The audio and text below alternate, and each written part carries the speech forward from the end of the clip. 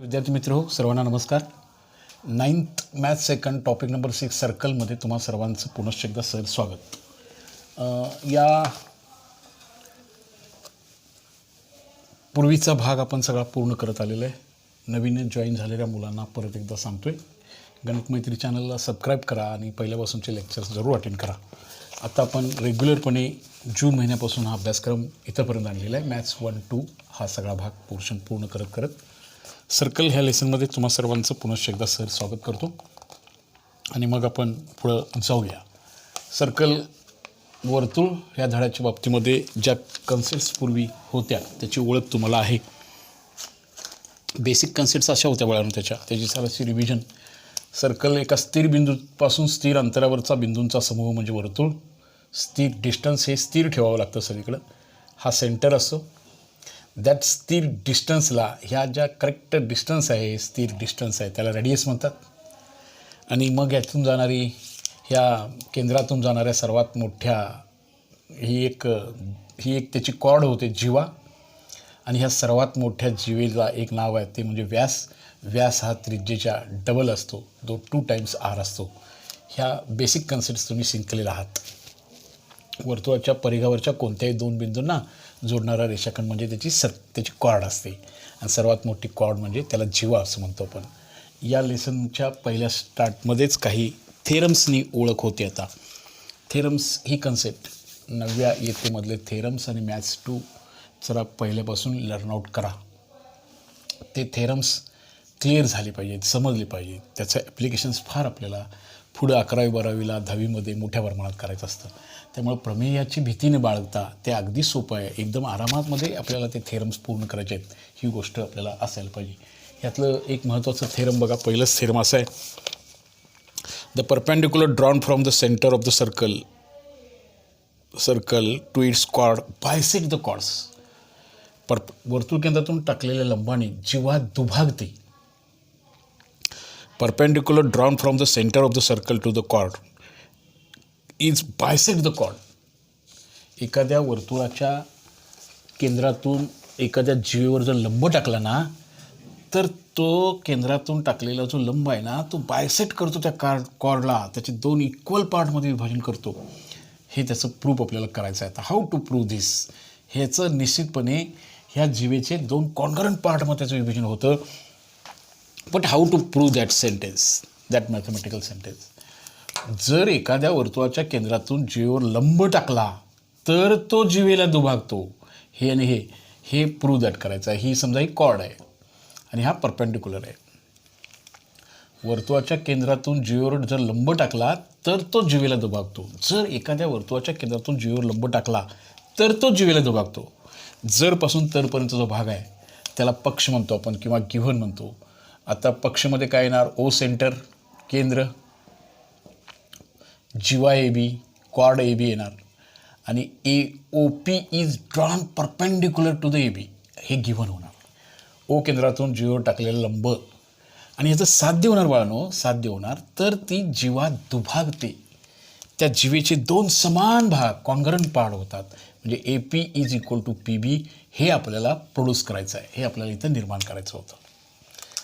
अशा सिद्धता, अशा लर्नेज, अशा फिगर्स, असं प्रूफ आपल्याला शिकायचं आहे की हे दोन्ही कॉन्करंट आहेत किंवा एकरूप आहेत किंवा समान आहेत. इथं थोडंसं कन्स्ट्रक्शन करायला पाहिजे. हे या 9th मधल्या ह्या भाग हा आपला जो भाग आहे ना, तो भाग क्लिअर झाला पाहिजे. आपण हे ओ ए आणि ओ बी जोडले, हे आपलं कन्स्ट्रक्शन करून ठेवलं. कन्स्ट्रक्शन लिहिला तर चालेल, नाही लिहिला तर चालेल, पण ते महत्त्वाचं होतं. आता हे जोडल्यामुळं काय झालं, इथं 2 ट्रायंगल्स तयार झाले बघा. आणि ह्या त्या 2 ट्रायंगलमधलं साम्य शोधायचं, त्या 2 ट्रायंगल्सना कॉन्करंट दाखवायचं आणि मग ह्या रेषाखंडांना एकरूप दाखवायचं काम पूर्ण होत असतं. हे ह्या इक्लूड मॅथमॅटिक्स, इक्लूडच्या टेक्निक्सवर अवलंबून असणारे हे मॅथ्स सेकंड, हे याचं प्रमुख बेस आहे. आपल्याला तर फक्त हे 2 सेगमेंट सारखे दाखवायचे होते, पण ह्या 2 सेगमेंटना समावेश करणारे 2 ट्रायंगल कॉन्करंट दाखवण्याचं टेक्निक आपल्याकडे आहे. त्या टेक्निकचा आधार घेऊन आपल्याला हे आन्सर पूर्ण करायचं असतं. आता कोणतं टेक्निक आहे बघूया, सिद्धता. याच्यावर आधारित आपण ही पुढील जॉमेट्री लर्न आउट करत आहोत. In triangle APO and and in triangle B P O A P O B P O जरासं नीट निरीक्षण करा. आपल्याला तुम्हाला असं दिसून येतं इथं first sentence O A is equal to O B हे सारखंच असायला पाहिजे. का बघा, एकाच वर्तुळाला अनंत त्रिज्या असतात आणि सर्व त्रिज्या बाळांनो एकरूप असतात. एकाच वर्तुळाच्या त्रिज्या एका वर्तुळाला अनंत लाखो त्रिज्या असतात पण त्या सगळ्या एकरूप असतात. हे तुम्हाला असं मनापासून पटत जायला पाहिजे. आणखीन एक भाग बघा, हे लर्निंग करणं अतिशय गरजेचं आहे. दुसरं बघा, इथला ओ पी हा जो O P is equal to O P हे बघा सामायिक भुजा हे सुद्धा तुम्हाला दिसलं पाहिजे, दिसण्यासाठी समजलं पाहिजे. आणि थर्ड सेंटेन्स मी लिहितो angle O P A is equal to angle O P B is equal to 90 degree that is given. हे पक्ष आहे बघा, हे पक्ष आहे कारण हे इथलं दोन्ही एकमेकांना लंब आहेत म्हणजे यांच्यामधला असणारा कोण हा 90 अंशाचा आहे. अगदी बरोबर. आता बाळांनो, आता खालचं दिसणार नाही इथलं पुढचं म्हणून मी इथं लिहितो fourth sentence. So the triangle A P O is congruent to the triangle B P O by which test. एका काटकोन त्रिकोणाची एक कर्ण आणि एक भुजा, एका काटकोन त्रिकोणाचा एक कर्ण आणि एक भुजा दुसऱ्या काटकोन त्रिकोणाचा आणि एक कर्ण आणि एक भुजा यांच्याशी अनुक्रमे एकरूप असतात तेव्हा ते दोन त्रिकोण हायपोटेनस साईड कर्णभुजा प्रमेयानुसार एकरूप असतात. यस. आणि हे दोन आता कर्णभुजा कसोटीनुसार एकमेकांना तंतोतंत असतात, एकमेकांना तंतोतंत जुळतात. आता मग हे ह्याला असणार, हे ह्याला असणार आणि म्हणून लास्ट सेंटेन्स होतं फोर्थ सेंटेन्स. फिफ्थ सेंटेन्स असं होतं therefore A P is equal to P B एकरूप त्रिकोणाच्या संगत भुजा. आता ह्याच्या पूर्वीच्या इयत्तेमध्ये तर तुम्हाला थोडं झालं असेल नसेल तरीसुद्धा वळणं आता ते समजून घ्यायचं आहे. जेव्हा दोन त्रिकोण एकरूप असतात तेव्हा त्याचे 6च्या 6 घटक एकरूप असतात आणि दोन त्रिकोणांना एकरूप दाखवण्यासाठी कोणती तरी एक कसोटी वापरावी लागते. त्यातली हितं वापरण्यात आली ती कर्णभुजा. आणि जेव्हा दोन त्रिकोण एकमेकांना तत्वं जुळतात तेव्हा त्याचे उरलेले सर्व घटक एकरूप लिहायचे असतात.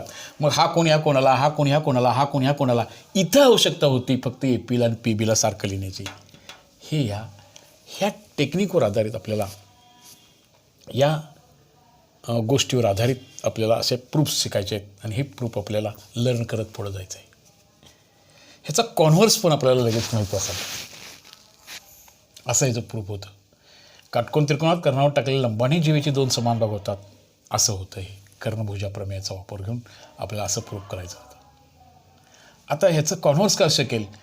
आता ह्याचा जर वर्तुळाचा केंद्र आणि जीवेचा मध्य यांना जोडणारा रेषाखंड लंब असतो हे दाखवा. बघा, वर्तुळ केंद्रातून जीवेवर टाकलेल्या लंबाने जीवा दुभागते. आता वर्तुळाचा केंद्र आणि जीवेचा मध्य यांना जोडणारा रेषाखंड लंब असतो. ह्याला इथं घ्यायचं आहे आणि ह्याला इथं घ्यायचं आहे. हा झाला त्याचा व्यत्यास. बघा, हा वर जाणार आणि हा इथं येणार. पक्षाचं साध्यामध्ये आणि साध्याचं पक्षामध्ये होणं ह्याला म्हणतात व्यत्यास. हेही आपल्याला कळायला पाहिजे. आता प्रमेयाचं मदत परत पुन्हा प्रमेय घेऊन ह्या प्रमेयाला डिस्टर्ब मी करत नाही. पुन्हा आपण तो प्रमेय शिकूया. जेव्हा हे इथं येईल आणि हे इथं जाईल म्हणजे लंब असणं हा भाग इकडं निघून जाईल आणि हाच भाग पण हे पण ट्रूथ होईल. जेव्हा तुम्ही लंब असणे हे गिवनमध्ये घ्याल तर आता इथं कसोटी हे दुभागले दोन समान भाग होणे हे असं होणार आणि मग आता मात्र इथं बाकोबा कसोटीनुसार एकरूप येणार आणि म्हणून हा प्रत्येक कोण 90चा येणार आहे. वर्तुळाच्या केंद्रातून टाकलेल्या लंबाने जीवा दुभागते आणि वर्तुळाचा केंद्र आणि जीवेचा मध्य यांना जोडणारा रेषाखंड जीवेला लंब असतो. ही दोन्ही एकमेकावर डिपेंडिंग असणारे प्रमेय होते. दोन्ही प्रमेय आपल्याला स्वतःला रिप्रेझेंट करता आलं पाहिजे. हे मॅथ्स सेकंडचं प्रमुख टेक्निक आहे. म्हणून स्वतः तुम्हाला रिप्रेझेंट होता आलं पाहिजे. कन्स्ट्रक्शन केलं, हे दोन ट्रायंगल विचारात घेतले, हे दोन्ही एकाच वर्तुळाच्या त्रिज्या ही सामायिक भुजा आणि मग इथला हा कोण 90चा आहे म्हणजे कर्णभुजा कसोटीनुसार हे दोन त्रिकोणाच्या घड्या एकमेकांना तंतोतंत जुळतात आणि म्हणून ए पी हा पी बी एवढा असणार. हे तुमच्या मनापासून पटलेलं सत्य असलं पाहिजे. तर ते प्रमेय किंवा त्यामधली ती रंजकता वाढत जाईल आणि तुम्ही ते निश्चितपणे नीटपणे शिकत जाल. लंब असणे दुभागणे त्याचा कॉन्व्हर्स हे आपल्याला असा शिकायचा होता. आता याचा व्यत्यासही असा आहे, याचं उलटही सत्य होतं तेही आपल्याला प्रमेयाच्या साहाय्याने बघूया पुढच्या एका तासिकेमध्ये. आपण 6.1ला आता आपण स्टार्ट करायला हरकत नाही. 6.1मध्ये जाऊया. एक दोन प्रॉब्लेम आपण आजच्या तासिकेमध्ये पूर्ण करून घेऊ. वर्तुळावर डिपेंडिंग असणारे थेरम्स, प्रमेयाची भीती वाटता कामा नये. ती ह्याच वयात पाळणं, ह्याच 8वी-9वीमध्येच ते प्रमेय नीटपणे समजले पाहिजेत. म्हणून तुमच्या वेळेचा, आम्हा शिक्षकांचा वगैरे, तुम्हाला पालकांचा सुद्धा, किंवा आत्ता आम्ही सगळेच शाळा बंद करू नये ह्यासाठी प्रयत्न करत आहोत. हे एवढ्यासाठी तुम्ही त्या प्रवाहात आलं पाहिजे. समजा बॅड लक, दुर्दैव थोडं थांबावं लागलं तरी ह्या ऑनलाईन ऑफलाईनच्या माध्यमातून आपल्याला गणित मजबूत करायचं आहे, ही गोष्ट लक्षात घ्या. बाळांनो, पहिल्यापासूनचे सर्व लेक्चर्स बघत चला, काही कमेंट्स करत चला, तुमच्या शंका मला अशी शेअर करत चला. काही मुलं शंका सांगतायत. 9वीचे जरासं अजून एवढं 9वीच्या मुलांनी सिरियसली घेतले नाही. पण बाळांनो, मी 10वीचा सुद्धा सगळा अभ्यासक्रम पूर्ण केला आहे. तुम्ही जरूर बघा. पुढच्या वर्षी तुम्हाला म्हणजे तुमच्या पुढच्या वर्षी तुम्हा सर्वांना अशी कोणाची पाळी येऊ नये दुर्दैवानं आपल्यावर, ऑनलाईन ऑफलाईनपासून दूर जाता लागू नये. पण एखादा तास चुकला किंवा रिव्हिजनच्यासाठी म्हणून सुद्धा आपल्याला त्याचा उपयोग निश्चितपणे होणार आहे. आत्ता फारसे बाळांनो, प्रमेय संपल्यानंतर फारसे डिफिकल्टी राहत नाही. वर्तुळ राहत नाही. वर्तुळातून काटकोन त्रिकोणाकडे जातं आणि काटकोन त्रिकोणातून पायथागोरसकडे जायचं आणि गणित सहजपणे सोडवायचं असतं. 6.1 एक्झरसाइज 6.1मध्ये जाऊया. 6.1 मधलं बाळांनो पहिलं सम कसं आहे बघा. 6.1 मधलं पहिलं क्वेश्चन कसं आहे बघा. Distance of the chord from the centre of the circle is 8 cm. Length of chord is 12 cm. Find the diameter. Distance from the center of to the chord is 8 cm. Distance from the center to the chord is 8 cm. 8 cm and 8 cm and length of the chord is 12 cm. याची length आहे ही 12 cm आहे. ही cord AB आहे समजा. आणि असं असेल तर तुम्ही काय करा, तर ह्याचं डायमीटर किती असेल ते शोधा, असा प्रश्न आहे. एक भाग आपल्याला प्रॉपर्टी, डायमीटर प्रॉपर्टी किंवा बाय थेरम ऑन सर्कलचं एक अतिशय महत्त्वाचं थेरम असं होतं, वर्तुळ केंद्रातून टाकलेल्या लंबाने जीवा दुभागते याचे 2 सारखेच भाग होणार. Therefore that AP is equal to PB is equal to, आत्ताचंच proof, is equal to 1/2 times 12, that is equal to 6. It is equal to 6. हे पहिलं थेरम. आणि हे परपेंडिक्युलर हे असतं ना, हे काढलेलं डिस्टन्ससुद्धा हे राईटली परपेंडिक्युलर असतं. आणि त्यात मध्याला जोडणारा रेषाखंड त्याला परपेंडिक्युलरसुद्धा असतो.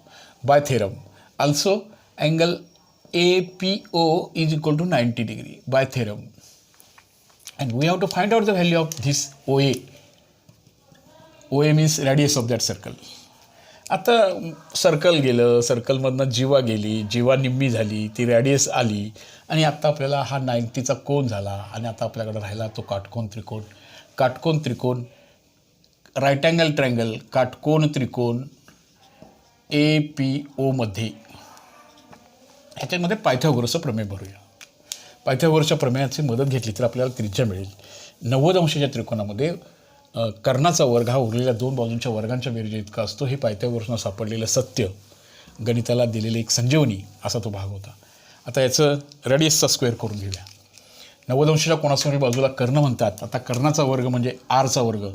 आता मी हे लिहित नाही बघा, तुम्हाला मात्र ह्याची सराव असायला पाहिजे. काय असायला पाहिजे, OA चा वर्ग म्हणजे कर्णाचा वर्ग बरोबर AP चा वर्ग अधिक PO चा वर्ग.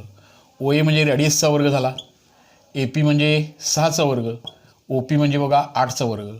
हे सोपं टेक्निक आहे बाळांनो. आता पुढं सोडवणं तुम्हाला फारसं अवघड जायची काही गरज नाही आहे, सहज होऊन जाईल, होय की नाही. बघा बरं आता कसं सॉल्व करणार आहात.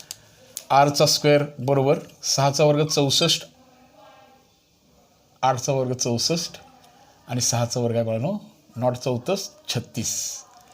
Therefore R square is equal to 100. आता याचं स्क्वेअर रूट घेऊया. Therefore R is equal to 10 cm. Radius, value of radius is 10 cm here. We have to find out the value of diameter. Diameter means हा त्याचा diameter. Diameter D is equal to 2 times radius. Radius is equal to half of diameter and diameter is equal to 2 times radius. That is equal to 2 × 10 that is equal to 20 cm असं त्याचं length आपल्याला शोधता आली पाहिजे. सर्कलचे theorem बाळांनो maths सेकंडमधला प्रत्येक exercise हा कोणत्या ना कोणत्या तरी थेरमवरच डिपेंड असणार आहे. नुसता सर्कलकडे बघत राहिला तर मार्कमध्ये सुद्धा सर्कल सर्कल सर्कल भेटते सगळे 0 0 0. सर्कल त्याची प्रॉपर्टी त्याचं थेरमचं नीटपणे यूज करायचं आहे. त्या कॉर्डचं 2 समान भाग होणार बघा, ते 12चं 6 होणार आणि मग आपल्याला रेडियस मिळणार. राईट अँगल ट्रायंगल तयार होणार, पायथागोरसचं प्रमेय आपल्याला तिथे यूज करावं लागणार. हा संबोध तिथं क्लिअर झाला पाहिजे. या गोष्टी आपल्याला तिथं शिकायच्या होत्या. अशा प्रकारचे सम्स आपल्याला पायथागोरसच्या थेरमवर आधारित आपल्याला भरपूर सम शिकायचे आहेत. आणि मग आपल्याला नेक्स्ट पिरियडच्या वेळेला आपण काय करूया की नेक्स्ट थेरम पण लर्न करूया आणि नेक्स्ट सममध्ये पण आपण निश्चितपणे जाऊया. असा थोडा थोडा अभ्यास करत बाळांनो एक 20-20 मिनटाचे लेक्चर्स आपण घेतो आहे. पूर्वी ह्याच्यापेक्षा फार फास्टली आणि फार लेक्चर्स आपण अटेंड केलेत. तुम्हा सर्वांना विनंती करतो आहे की पहिल्यापासूनचे लेक्चर्स जरूर अटेंड करा. आता थोडासा कमी कालावधीचा मधलेच तास मुद्दाम घ्या असं सांगितल्यामुळे मी घेतो आहे. ओके बाळांनो, ठीक आहे. पुन्हा आपण लवकरच पुढच्या तासिकेच्या वेळेला निश्चितपणे भेटूया. ओके, तोपर्यंत धन्यवाद सर्वांना.